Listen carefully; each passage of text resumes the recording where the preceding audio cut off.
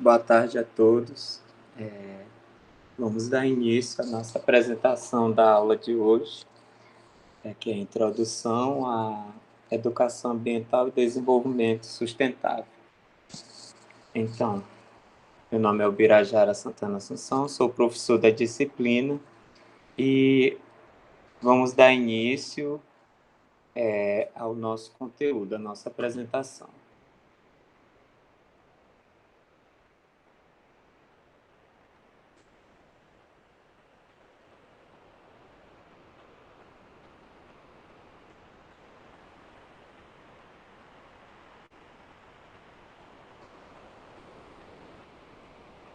Então, pessoal,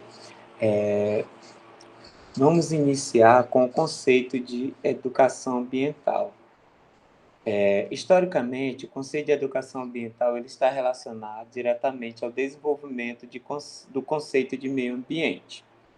E para isso, vamos trabalhar primeiro o conceito do que vem a ser meio ambiente. Para as organizações das Nações Unidas, a ONU, meio ambiente é o conjunto de elementos físico, químico, biológico e sociais que podem causar efeitos diretos ou indiretos sobre os seres vivos e as atividades humanas. Para a Lei de Política Nacional do Meio Ambiente, no caso aqui a lei brasileira, né, que é a 6.938/81, em seu artigo 3º, inciso 1, define meio ambiente como conjunto de condições, influências, interações de ordem física, química e biológica que permite abriga e rege a vida em todas as suas formas. Vejam que a Lei de Política Nacional do Meio Ambiente ela é regida pela regra estabelecida pelas organizações das Nações Unidas, porque o Brasil ele faz parte desse tratado. Então, por fazer parte desse tratado, o Brasil ele congrega das mesmas opiniões que os países que fazem parte da ONU. Então, aqui ele diz, né, que o meio ambiente é o quê? Conjunto de elementos físico, químico, biológico e social.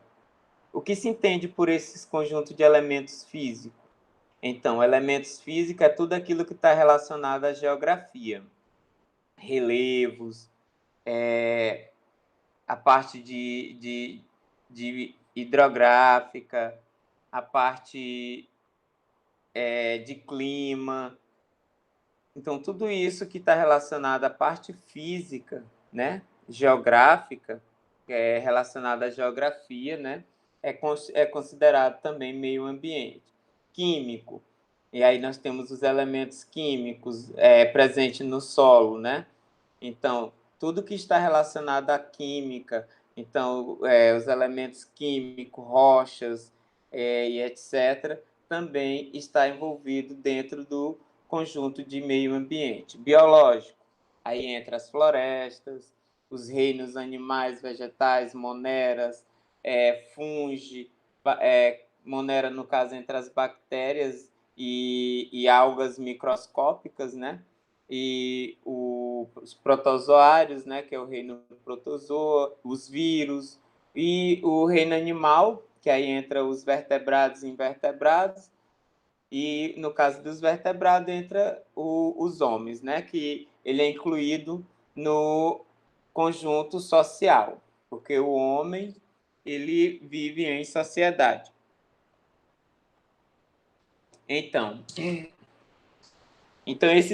esses conjuntos, né, que podem causar efeitos diretos ou indiretos sobre os seres vivos e as atividades humanas. E isso se define como meio ambiente. É importante a gente definir, porque esse conceito ele está diretamente ligado. A gente vai entender que meio ambiente, para você entender a educação ambiental, você tem que entender primeiro o que significa meio ambiente, né? Então, por isso a gente começa com essa definição. E aí, ele define que Educação ambiental são processos, né, por meio dos quais os indivíduos e a coletividade constroem valores sociais, conhecimentos, habilidades, atitudes e competência voltado para a conservação do meio ambiente, bem de uso comum do povo, essencial à sadia qualidade de vida e sua sustentabilidade. Isso está dentro da Política Nacional de Educação Ambiental. E, no caso, ela está dentro da Lei 9.795, de 99, em seu artigo 1º.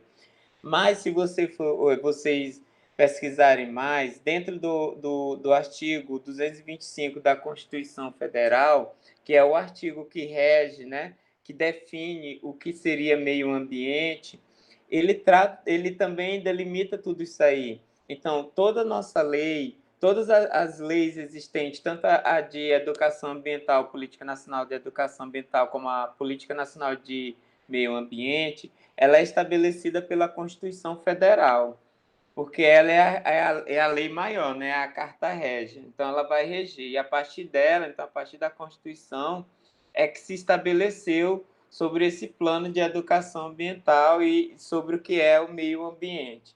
É importante porque, assim, quando você estabelece que existe um meio ambiente e que esse meio ambiente, no caso, o ser humano está incluído, e quem vai defender e como, fica mais fácil você criar leis para definir, né, como vai ser estabelecido esse cuidado. E a educação ambiental, ela é importante, porque, como eu falei para vocês na nossa aula, ela vai estabelecer um processo de modificação de consciência, né? Então, assim, uma introgressão de conhecimento e de valor e competência e habilidade para que haja uma vontade de mudar.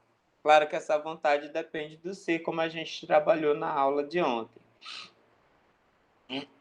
E ele fala, né, são valores sociais, e tudo isso, quando a gente fala de valor, de mudança de atitude, de competências voltadas para a conservação do meio, quando a gente tem consciência do que seja bem de uso comum, essencial à qualidade de vida, à sustentabilidade, tudo isso está voltado à ética.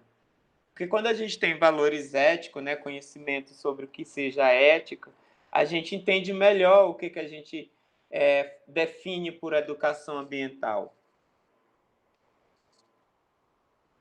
E aqui a gente tem uma outra definição, como um processo de reconhecimento de valor e clarificação de conceitos.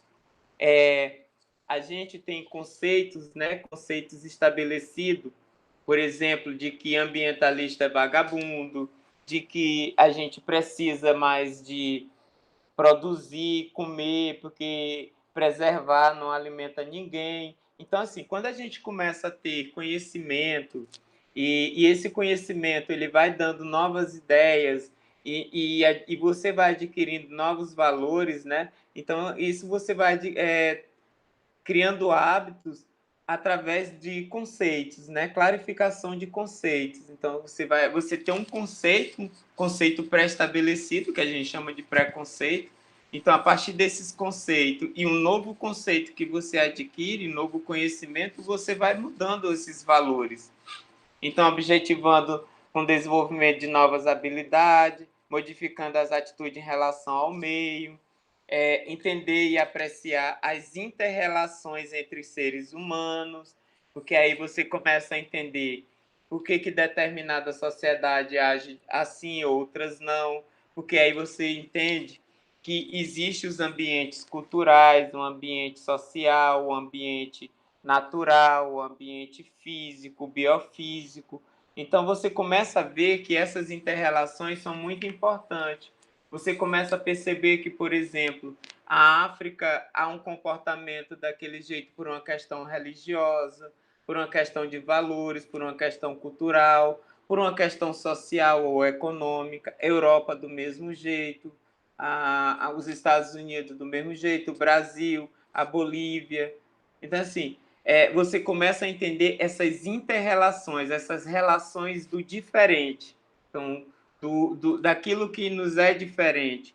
Então, a partir do momento que você adquire novos conhecimentos, você vai clarificando o conceito, né, e entendendo as relações diferentes entre seres humanos e entre os seres humanos e o meio em que eles habitam. A educação ambiental está relacionada com a prática das tomadas de decisões e a ética, que conduzem para a melhora da qualidade de vida. Essa ética, pessoal, está na forma de agir. Eu posso fazer, mas não devo. Eu posso jogar o lixo aqui, mas não devo. Não devo por uma questão ética, de valor moral. Então, eu posso poluir, mas não devo. Eu posso me omitir, mas não devo. Não devo por uma questão ética. Então, é a partir do conhecimento e da clarificação de conceito que se adquire esses valores. E é essa mudança de valor que a gente está trabalhando aqui na educação ambiental. As disciplinas de humana, e eu costumo dizer isso, essas disciplinas que nos traz para valores humanos, elas servem para isso, para a gente compreender como se formam essas relações entre os seres humanos. Então, assim, a educação ambiental, direitos humanos, direitos humanos, direito ambiental, direito social. Então, ética e sociologia, psicologia, filosofia. Então, assim, tudo que vem a agregar é para que a gente melhore os nossos conceitos, para melhorar as nossas relações com o outro. E a educação ambiental ela nos permite isso, um processo de reconhecimento de valor, porque a gente vai melhorar o nosso relacionamento com o outro não só com o outro ser humano, mas com o outro ser aqueles que nos rodeiam. Tanto pode ser um ser da microbiota vegetal, da macrobiota também, né? Das florestas, dos biomas, dos animais, etc. Então, assim, é a forma como a gente nos comporta diante do próximo, né? Diante dos nossos próximos.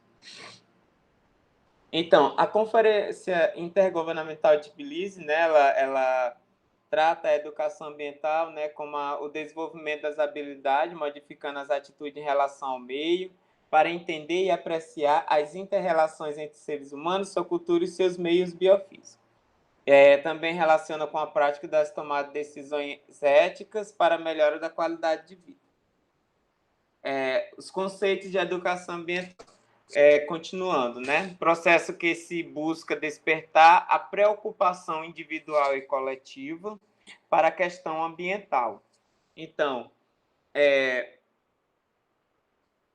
a partir do momento que você clarifica conceito, né? E aí você começa a ter a preocupação enquanto indivíduo, e aí você busca essa preocupação diante do coletivo. E como se dá isso? Através da mudança, né, no bairro, numa rua, na sua cidade, como você atua como indivíduo, como você participa das decisões políticas, porque a gente vai ver mais para frente, a educação ambiental ela é uma questão política também. Então, como indivíduo e como coletivo. Como coletivo, como indivíduo, é como você faz a sua parte, como você recicla, como você descarta o seu lixo. E eu costumo, como educador ambiental, não utilizar nem a palavra lixo, mas resíduo, né? Porque tudo que a gente produz, a partir daquilo que a gente consome, a gente produz resíduo. E aí a gente produz resíduo líquido, sólido, gasoso. E aí, como a gente descarta esses resíduos, é o que é importante, porque você pode ter um descarte adequado para cada resíduo que você produz. Resíduo orgânico você pode reaproveitar para fazer adubo para plantas. O resíduo, no caso, o resíduo sólido, você, dependendo se for plástico ou papel, né, você pode reutilizar, fazendo a reciclagem corretamente. Então, você pode fazer o reuso desse material. O plástico, principalmente, e o papel, são os mais reutilizados. E na reciclagem também. Então, assim, como você faz isso quanto indivíduo, né? Esse pensamento individual. E enquanto coletivo, é como você participa das decisões, é como você está agindo na sua sociedade, enquanto ser político. Então, você, enquanto político, enquanto ser político, como você participa? Você vai nas audiências públicas, você participa das reuniões de bairro, das reuniões de condomínio. Então, é essa a concepção que a educação ambiental também traz para o ser social, né? Então, ela aborda, então ela diz assim, é uma questão social, né, ambiental e social, desse ponto de vista. Então, como indivíduo e como coletivo, né, para as questões ambientais, garantindo acesso à informação em linguagem adequada, contribuindo para o desenvolvimento de uma consciência crítica e estimulando o enfrentamento das questões ambientais e sociais, até porque um é atrelado ao outro. Não adianta você ter um ambiente preservado e o social abandonado, e nem o social preservado e o ambiental abandonado. Os dois têm que andar lado a lado. Não adianta você ter um parque lindo, todo preservado, e a sociedade do entorno do parque passando fome. Então, tem que ter uma simetria, né? Ou a gente pode usar melhor o termo, tem que ter um equilíbrio aí. E existe um projeto no Brasil, pelo menos até 2016, inclusive eu fiz parte, chamado do Projeto Mosaico. E ele era um projeto que trabalhava a questão da importância da gestão de parques ambientais com os moradores do entorno do parque. Como era feita essa gestão dos parques, como os parques, o gerente de parque incluía as pessoas que moravam ao entorno do parque, porque não fazia sentido ter um parque bonito e as pessoas do entorno morrer de fome. Então, as pessoas do entorno, elas precisam da agricultura, elas precisam, às vezes, da pesca, elas precisam, às vezes, da caça. Então, elas precisam sobreviver de alguma forma. O parque tem condição de manter essas pessoas empregadas? Não. Então, como é que vai fazer para essas pessoas sobreviverem? Elas vão ser apenas despejadas do entorno do parque? Elas são proibidas de entrar e caçar? Tudo isso é importante para uma boa gestão. Então, tem que... vai criar um parque porque ali é um ambiente para ser preservado. E as pessoas que moram ali próximo? Então, tudo isso tem que ser verificado. A cidade tem um social muito bom, cuida das pessoas, tudo, mas, no entanto, para isso, ela destrói o meio ambiente. Então, a qualidade de vida daquelas pessoas, ela vai com o tempo, a longo prazo, ela vai cair. Então, não vai ter qualidade de vida. É importante que haja um equilíbrio sempre. Para isso, a gente vai ver mais na frente que para ter um desenvolvimento sustentável é preciso ter sustentabilidade, para ter esse equilíbrio. Desenvolve-se no contexto de complexidade, procurando trabalhar não apenas a mudança cultural, mas também a transformação social, assumindo a crise ambiental como uma questão ética e política. E aí entra o indivíduo enquanto ser coletivo, né? A coletividade, ela é uma questão ética e ela é uma questão política. Porque se o meu vizinho faz errado, eu não tenho que fazer errado. Por quê? Por uma questão ética e por uma questão política. A gente tem que agir pensando no coletivo, sempre. Então, a gente age individualmente, mas pensando sempre no coletivo. E pensar no coletivo e pensar politicamente, coletivamente, é sempre participar.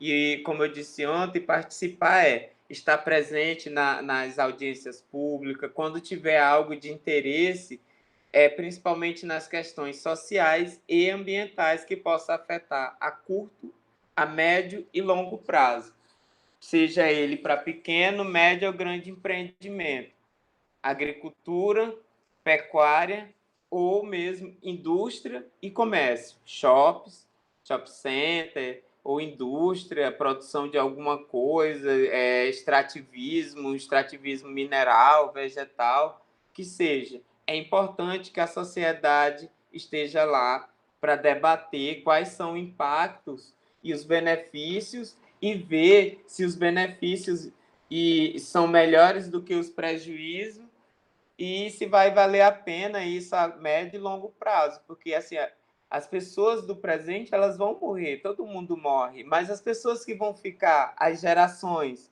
como é que elas vão sobreviver? Como é que isso vai ser? E se o meio ambiente daquela cidade que é bacana, que é legal, que é equilibrado, desaparecer por conta disso? Então, aquelas pessoas, você vai pensar, enquanto indivíduo, pelo emprego do momento, pelo desenvolvimento do momento, vai pensar pelas gerações futuras. Então, enquanto ser consciente, ele tem que pensar sempre no futuro, porque a gente sempre tem que pensar no outro também. Para Dias, né? O Dias eu até botei nas referências lá no plano de ensino, ele define meio ambiente, né?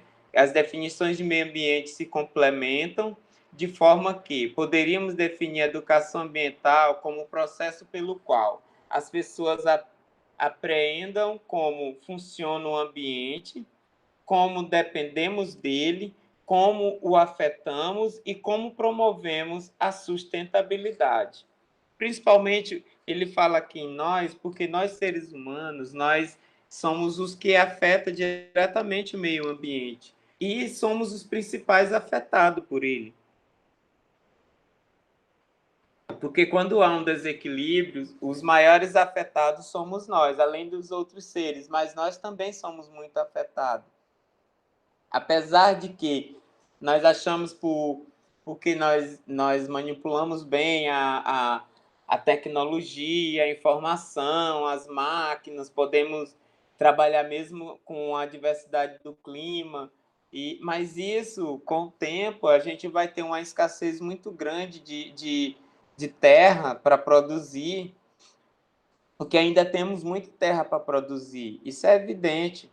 Mas com o ritmo de desmatamento, de queimada e de degradação, com o tempo isso aí vai diminuir. E aí a tendência do clima é mudar, a tendência da temperatura interna do planeta é mudar. E aí, eu não sei se vocês conhecem, mas tem um documentário sobre Vênus, né? Que Vênus ele tinha uma atmosfera muito parecida com a Terra e hoje é um planeta altamente deserto e quente, porque ele criou um efeito estufa muito pesado, então a condição de vida lá não é impossível, porque as temperaturas elas estão muito elevadas, então é o planeta mais quente do sistema solar. E vocês podem até dar uma verificada nesses documentários que tem no Google, no YouTube, né? Bem interessante para vocês entenderem isso do que eu estou falando. E lá se deu naturalmente, né? Ou não, porque a gente não sabe se existiam seres por lá, né? Então, a origem da vida ainda é uma coisa muito intrigante. Mas, enfim, segundo as pesquisas, né, da NASA, são hipóteses, não digo nem pesquisa, mas segundo as hipóteses, era um planeta que provavelmente tinha uma atmosfera muito parecida com a nossa, mas que com as mudanças climáticas e alguns efeitos, o planeta se tornou um planeta estéril, né? Sem vida, sem condição nenhuma de habitar. Inclusive, os equipamentos que foram mandados para lá para estudo, o máximo que eles conseguem durar sem explodir por causa das temperaturas é 3, 4 horas na atmosfera de Vênus. Essa a quantidade de tempo que o cientista consegue manter um robô por lá, qualquer equipamento, porque é muito quente. E nós estamos com essa tendência se continuarmos assim, porque a temperatura interna do planeta, então, o planeta, eu não sei se vocês já estudaram isso em geografia, mas ele existe em camada até chegar ao magma. Então, quanto maior temperatura, quanto mais calor ele absorve do Sol, e ele absorve esse calor porque não tem plantas, né, nem cobertura vegetal para fazer a refração, né, que é aquele efeito de reflexão e refração. Então, parte do calor era refletido, voltava para a atmosfera e outra descia. E agora, a grande parte, pelo fato de estar no desmatamento, ele entra para o interior do planeta. E isso faz com que as temperaturas aumentem ainda mais. Inclusive, uma das demonstrações disso são a quantidade de vulcões novos que tem surgido, né, na atmosfera terrestre. Aí vocês podem ver também terremotos, estabilidade nas placas tectônicas. Tudo isso são afetados pelas temperaturas também. Outras coisas que afetam o descongelamento das calotas polares, né, fazendo com que as regiões glaciais dos polos vá descongelando, aumentando o nível do mar, gerando aí grandes tsunami, ou enchentes, ou inundações, né? No caso de pequenas ilhas que começam a sumir, e coisas do tipo, né? Isso afeta completamente o equilíbrio do planeta. A educação ambiental também pode ser definida como uma metodologia em que cada pessoa pode assumir e adquirir o papel de membro principal do processo de ensino-aprendizagem. Então, ela pode se dar de forma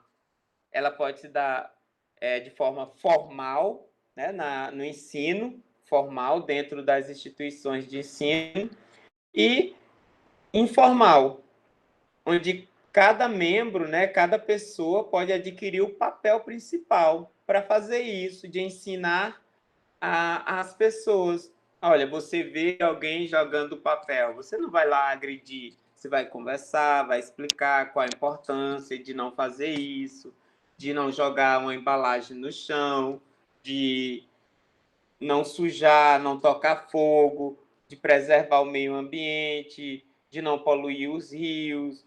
Então, assim, você pode explicar, conversar, você não pode proibir também. Você não vai, por exemplo, a nossa agricultura, ela ainda é uma agricultura rudimentar, em que, para devolver alguns nutrientes do solo, tem que haver a queimada. Porque a queimada, ela é importante. Ela é importante porque a cinza, ela vai, né? A cinza ela das plantas, ela é rica em fósforo, e nitrogênio e potássio. Então, todos esses nutrientes ali da queimada vai voltar para o solo, fazendo com que aquele solo fique rico nesses nutrientes que são necessários para o cultivo das plantas agricultáveis, no caso o arroz, o feijão e etc. Então, não há um incentivo para que os pequenos agricultores evitem a queimada e façam um plantio de ciclo, né? Eles não têm tratores, eles não têm tecnologia para trabalhar, eles não têm suporte técnico para fazer isso. Então, eles continuam queimando. E aí você não vai chegar lá e dizer para o agricultor, ou dizer simplesmente que a queimada é errado, que tem que ser proibido denunciar os pequenos agricultores porque estão queimando. É importante que você, a partir daí, junto com as autoridades públicas, busque alternativa para que esses pequenos agricultores não queimem mais, mas para isso eles tenham que ter alternativa para continuar produzindo e se alimentando, porque a pequena agricultura ela não é uma agricultura de lucro, ela é uma agricultura de subsistência. Ele produz aquilo que ele vai comer durante o ano. Então, você não vai proibir uma pessoa que vai comer durante o ano. É por isso que é importante você ter conhecimento de causa, saber o que está acontecendo e como resolver o problema. Essa é a importância do pesquisador. E para isso, né, cada pessoa ou grupo seja agente ativamente participativo na análise de cada um dos problemas ambientais diagnosticados, busque soluções e resultados e prepare outros cidadãos como agentes transformadores por meio do desenvolvimento de habilidades e competência e pela formação de atitude. E também através de uma conduta ética condizente ao exercício da cidadania. É assim que a gente vai preparar os agentes de transformação. A gente prepara desta forma. Primeiro, dando conhecimento, e a partir desses conhecimentos, a gente entende que as pessoas vão ter mudanças de valores, né? Adquirindo novas habilidades e competência, e aí formação de novas atitudes, para que ele venha adquirir uma conduta ética, condizente, né? Com os exercícios da cidadania. Quais seriam esse exercício? Participação política, né? Que quando a gente fala de cidadão, se cidadão é você ter seus documentos, você poder participar, ter voz, ter voto, né? Então, você ter o exercício da cidadania, estar presente quando for necessário e ter voz para isso, e não se calar e não se omitir, porque quem se cala e se omite também está condizente com aquilo que está acontecendo. Ora, você vê que estão poluindo um afluente ou estão contaminando. Você se cala, você está aceitando, então você é omisso. Você também é um praticante, porque você tem esse direito, você tem essa obrigação como cidadão. Então, é uma obrigação de cidadão, é uma prática ética de cidadania. E a educação ambiental ela vem para isso também. O desenvolvimento, aqui nós vamos falar agora sobre educação ambiental e desenvolvimento sustentável, né? E para isso, né, é importante a gente destacar que o desenvolvimento econômico não representa mais uma opção aberta, com possibilidades amplas para o mundo. A aceitação geral da ideia de desenvolvimento sustentável indica que se fixou voluntariamente um limite superior para o progresso material. Um modelo econômico só de produção, só de retirar do meio ambiente, né? Só de degradar, ele já não existe mais. E de tanto batermos na tecla, hoje, né, os Estados Unidos já começou a repensar, principalmente depois desse governo desastroso do Donald Trump, e outros países também já estão pressionando, países da Europa, que são países bem mais conscientes em relação a isso. Você vê a Noruega, lá é muito rigoroso quando se tem acidentes ambientais. Países como a França, que não compra, e Espanha também não compra, e Inglaterra não compra carne de produtores pecuaristas, né, que maltratam animais, que o animal ele é confinado o tempo todo até o abate, então eles não compram porque eles veem isso como uma forma de maltratar o animal. Então, tudo isso são formas de adquirir valor. E esse progresso, esse desenvolvimento econômico, ele aberto para a produção desenfreada, ele chegou a um limite. Veja que o que mais perturba o desenvolvimento econômico é a questão da obsolescência programada, porque tudo começou por aí. E eu não sei se vocês já perceberam, o que é a obsolescência programada? Os industriais começaram a produzir, por exemplo, começou com a lâmpada. A lâmpada, eles começaram a produzir lâmpada, mas a lâmpada não queimava. E eles viram que isso era ruim para a indústria. Por quê? Porque eles não precisavam produzir mais lâmpada uma vez que ninguém consumia. Então, os industriais começaram a pensar: uma lâmpada tem que ter um período de vida para que outras lâmpadas sejam repostas.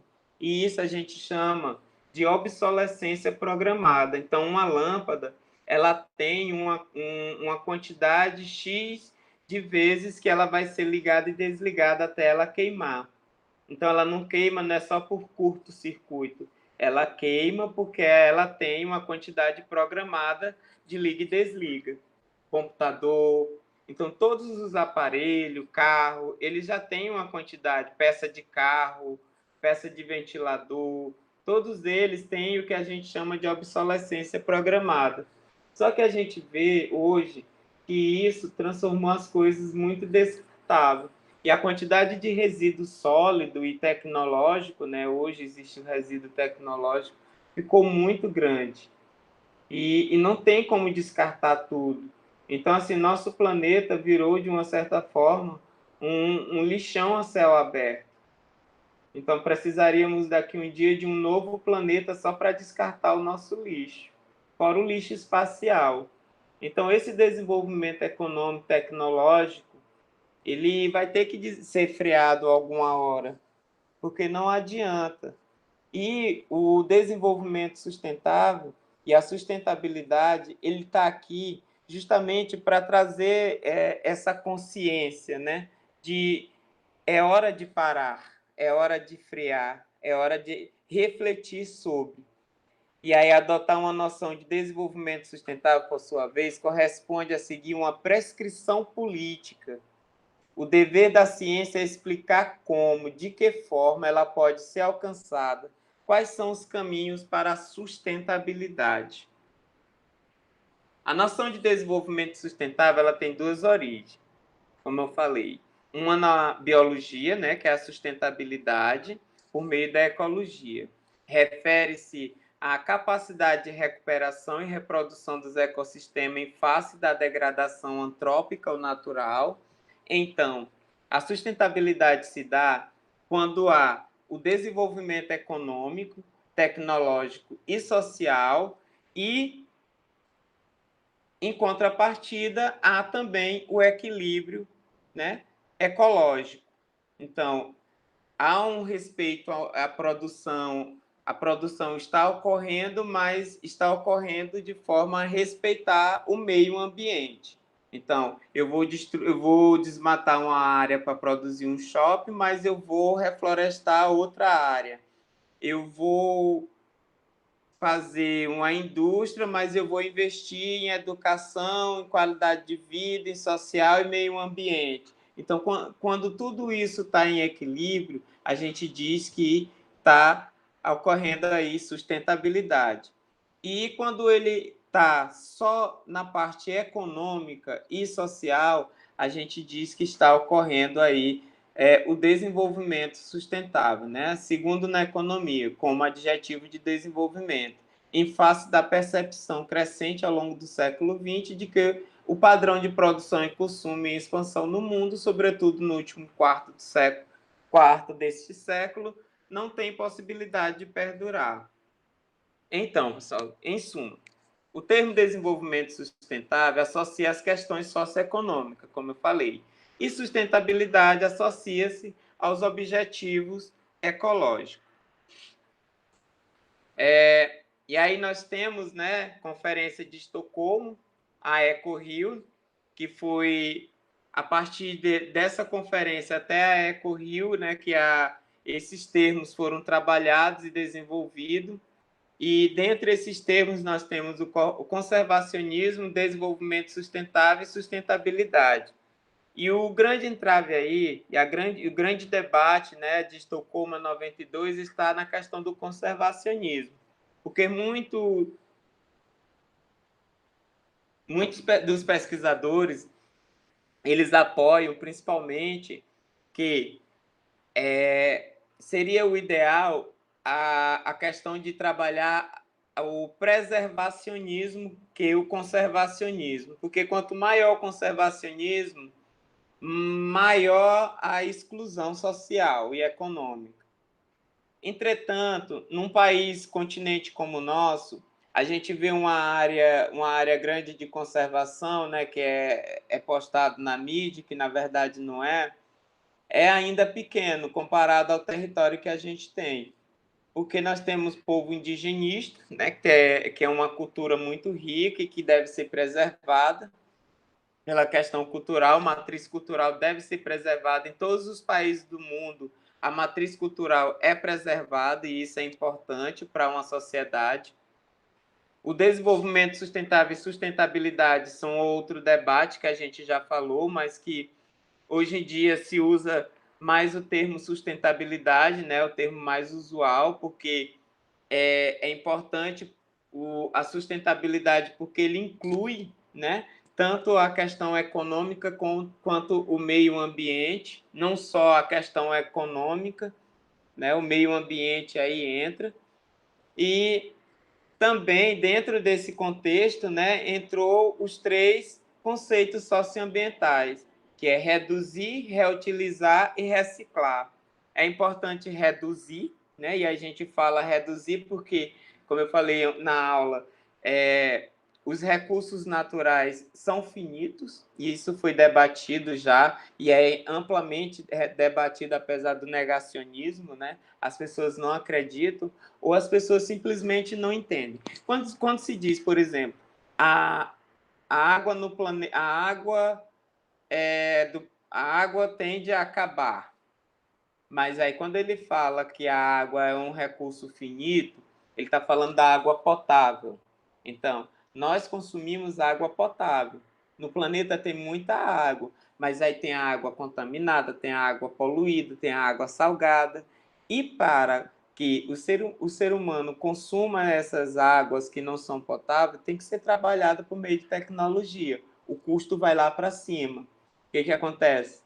Nem todo mundo vai ter condição e acesso à água potável. Pessoas vão ter que morrer de sede. Porque tudo é gerido pelo capital.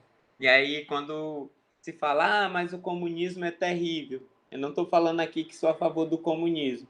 Mas numa sociedade que não é comunismo, mas é socialista, por exemplo, ela pode trabalhar a questão de uma forma mais, por exemplo, como trabalhar as questões mais de valores éticos e de cidadania, certo? Pois vamos trabalhar a questão de preservação, vamos trabalhar a questão preventiva. Como? Reduzindo o consumo de água, não estragando. O petróleo está acabando, porque o petróleo também é finito. O petróleo, por exemplo, é resíduo de fósseis. Então, ali teve que morrer um animal pré-histórico, esse animal, o osso daquele animal foi dissolvido por altas temperaturas e virou petróleo.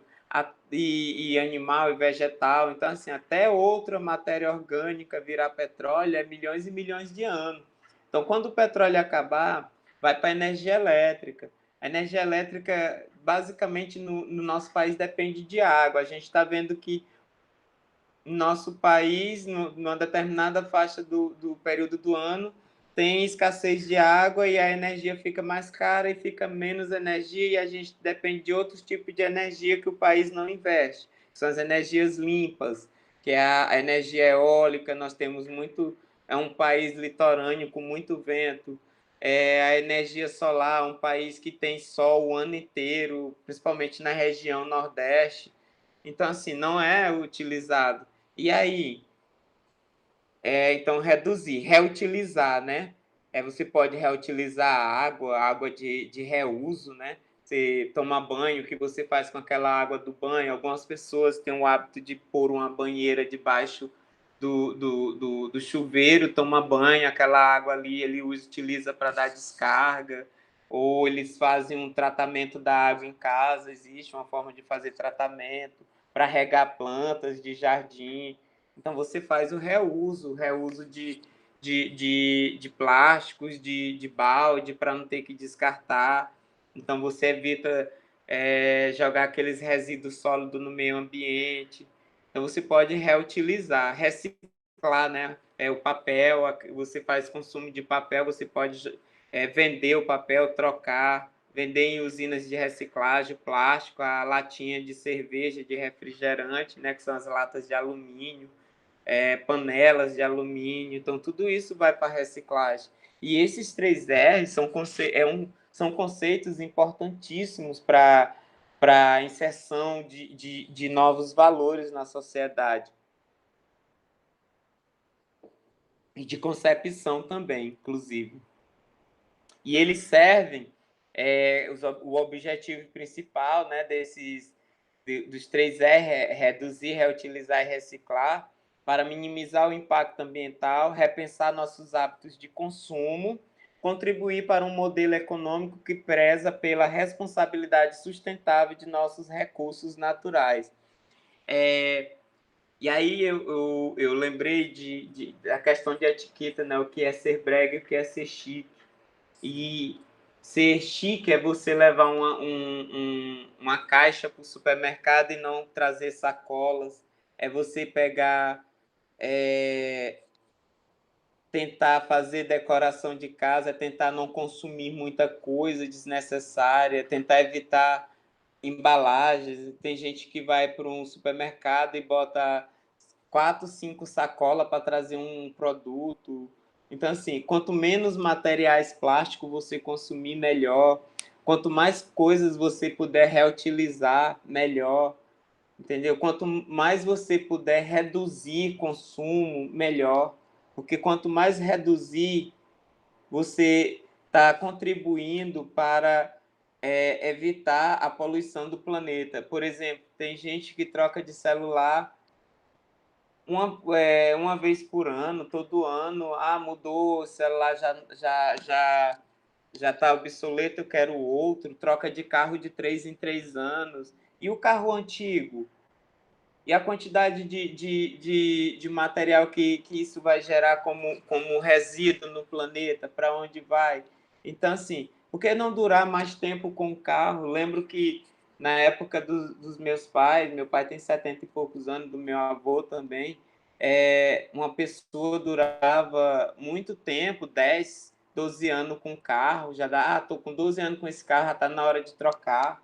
Hoje em dia as pessoas trocam de carro como se troca de roupas, as pessoas têm guarda-roupas lotado, 10, 15 sapatos. Então, assim, esses sapatos eles geram de uma certa forma, produção, depois descarte, né? Tinta, produção de tinta, aquela tinta vai ser descartada, a tinta que vai ser pintada vai ser descartada no meio ambiente, geralmente vai para córregos, rios. Então, tudo isso gera resíduos. E, eu estava uma época conversando com um amigo meu e a gente questionando, né, que é engraçado que quando a gente vai viajar, a gente leva 2, 3 malas de roupa. E se você perceber, os europeus, eles sempre trazem menos roupas quando trazem geralmente mochilas, os europeus e pessoas de fora, eles geralmente essas pessoas que são mais naturalistas e têm mais consciência, eles trazem pouca roupa. Por quê? Porque eles têm um hábito de lavar em lavanderia. Então, assim, eles trazem pouca roupa, usam e vão lavando e vão usando, vão lavando e vão usando. Então, não tem problema isso de repetir roupas. Eu não vou repetir roupa porque já fui para uma festa com essa roupa. Mas qual o problema de repetir roupa? Qual o problema de repetir calçado, né? Então, para que você ter mais de 5 pares de calçado? Você é centopeia? Você é um centopeio, um gangugi, né? Não, então assim, a gente tem que repensar esses valores. Para que esse consumismo desenfreado? Então, assim, a gente tem que ter aquilo que de fato a gente vai usar. Você gosta de ler livro? Você compra o que vai ler. Você gosta de de tecnologia, compra aquela tecnologia que você sabe que vai utilizar. Então, não adianta você ter muita coisa. Então, você tem que começar a repensar também esses hábitos e reduzir também nesse sentido. Então, pessoal, a problemática ambiental está cada vez mais em evidência em todo o planeta. E a gente vê isso, né? Furacões, secas, fome, migrações, imigrações, né? Pessoas saindo de suas regiões de um estado para outro, de um país para outro, tanto por questões de guerra, né? Por questões de guerras de fronteira, mas também por questões de estiagem, pessoas que moravam em regiões que ficaram muito secas e tiveram que sair dali. A crescente degradação ambiental causada pelo homem contemporâneo tem forçado a humanidade a repensar a forma de ser, agir e pensar. A diversidade de recursos existentes na natureza levou a sociedade ao errôneo entendimento de que este seria inesgotável, e a gente sabe que não. Alguns recursos são finitos, né? Os desequilíbrios ambientais globais atuais já demonstram que este erro de percepção requer a necessidade de mudança de comportamento e paradigmas no que se refere à visão econômica, empresarial, social e ecológica. Se a gente não mudar, e essa mudança é urgente, se nós não mudarmos enquanto indivíduo, enquanto ser político, né, enquanto coletivo, vai chegar a conta. E essa conta vai chegar para gerações futuras. O planeta vai dando demonstração, as temperaturas estão cada vez mais altas, o efeito estufa. Daqui um dia vamos ter que viver como a China, né? Porque lá o processo industrial é muito intenso, não só na China, nem em regiões dos Estados Unidos, São Paulo também, que tem o setor industrial, é muito intenso. Então, lá as pessoas têm que usar máscara, não é por questão apenas de contaminação viral, e tem um vírus agora, né? Mas é por uma questão de poluição, e daí daqui um dia nós iremos ter que comprar oxigênio, né? Principalmente porque os maiores produtores de oxigênio estão indo, então nós vamos ter que ir comprar oxigênio artificial para poder respirar. Na China, as pessoas vivem em farmácia, no Japão também, respirando, comprando ali, porque às vezes a densidade da fumaça está muito alta, ela vai baixando, né, como as neblinas, e fica na altura das residências, então fica muito difícil de respirar.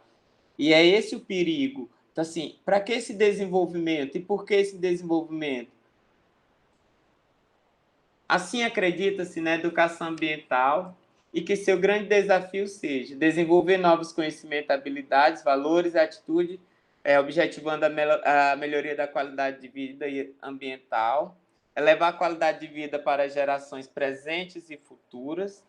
Por isso, é indispensável tratá-la a partir de sua vinculação direta com a ética e a cidadania, situando-a numa reflexão mais ampla que envolve uma visão sociológica e uma visão política de mundo. Como atingir tais objetivos? Através do debate ambiental, né? Refletir o papel da educação ambiental na construção do conhecimento por parte da sociedade, que gerenciar as ações de seus atores em relação ao meio ambiente. E os atores aí são cada um de nós. Como a gente vai reagir e como a gente vai se relacionar uns com os outros e com o meio em que a gente vive. A gestão dos recursos é um dos componentes essenciais do processo de regulação das inter-relações entre os sistemas socioculturais e o meio ambiente biofísico. As relações entre os seres humanos e suas culturas e suas culturas e a sociedade em si, né, socioeconômico, e o meio ambiente biofísico. Ele fala biofísico porque aí entre os rios, os mares, as montanhas, os desertos, os biomas, de uma maneira geral. Para isso, ela envolve a diversidade de representações dos atores sociais e a variabilidade nas diferentes escalas espaciais. do local ao global, e temporais, do curto ao longo prazo. Neste caso aqui, nós temos os atores sociais e a variabilidade nas diferentes escalas espaciais. Quais seriam essas escalas espaciais? Como é que é a ação local e como é a ação global. E as questões temporais, a curto, longo prazo. Como eu falei para vocês na aula de ontem, com relação aos empreendimentos, né? E existem alguns instrumentos legais, né, que são regidos por lei, no caso dos estudos de impacto ambientais, avaliação de impacto ambiental e o relatório de impacto ambiental. Aqui dá para vocês ver as ações sociais e variabilidades locais. Por quê? Quando você vai fazer o estudo, a avaliação e o relatório, você vai fazer localmente. E ali você vai ver quais são os impactos, e através desses estudos e a partir do relatório, você vai saber como esse impacto vai se dar diante do tempo, se vai ser curto, longo ou médio prazo. Então, se ele vai trazer benefício ou prejuízo. E se os benefícios, como ele vai se comportar a curto e longo prazo, e como os prejuízos sociais e ecológicos vai se dar a curto e longo prazo. E quais medidas serão tomadas para minimizar estes impactos, né? São as medidas mitigadoras que devem estar presentes tanto no estudo, como na avaliação, como no relatório. Quais medidas vão ser tomadas do ponto de vista social, econômica e ecológica para minimizar esses impactos? E aí, quando é numa questão global, envolve, por exemplo, uma questão econômica, né? Uma questão econômica global. Então, o Brasil vai fazer, por exemplo, uma usina nuclear. Qual esse impacto que o Brasil... Aí já entra a questão das organizações das Nações Unidas e os países no qual o Brasil tem algum tratado econômico e ambiental. Então, qual é o impacto global que essa usina vai trazer? Positivo e negativo, a médio, a longo e curto prazo. E positivo, é importante, o Brasil deve investir nisso ou não? Então, tudo isso como é feito esses estudos. Para tanto, a gestão participativa dos recursos naturais configura-se como uma ação importante no estabelecimento mais harmônico entre a sociedade e o meio ambiente, buscando compromissos diversos de atuação coletiva, seja no âmbito da sociedade civil ou pública. Então, a sociedade civil pode agir. Como é que ela vai agir? Por meio de ONG, por meio de sindicatos, de associações. Então, as pessoas se reúnem, associações de moradores, olha, nosso bairro está ruim, nós temos que tomar alguma medida, está tendo muita queimada, ou está muito quente, a gente precisa fazer um projeto de arborização, ver com a prefeitura, procurar a prefeitura para fornecer mudas e a gente mesmo plantar e cuidar. Então, é desta forma. E isso a gente chama de gestão participativa, quando a sociedade busca o poder público e quando o poder público busca a sociedade. Quando a sociedade denuncia, né, ao judiciário, ou quando o poder público denuncia ao judiciário também a sociedade, porque é vice-versa. Então, são os poderes agindo para que isso possa se harmonizar, porque todo mundo é guardião do meio ambiente e guardião da sociedade também. Você não pode ver um outro ser sendo maltratado e não agir, porque todo mundo faz parte do meio ambiente. O homem é parte do meio ambiente. Nós somos o meio ambiente. E essa gestão participativa, ela se dá por meio das pessoas, né? Da sociedade civil organizada, que aí entra a indústria, o comércio, a própria sociedade, os cidadãos, né? De fato de direito, o comércio, a política e os membros da justiça. E é isso, pessoal. A gente continua, né, na segunda aula, e na segunda aula a gente vai entrar mais na importância da educação ambiental e do turismo.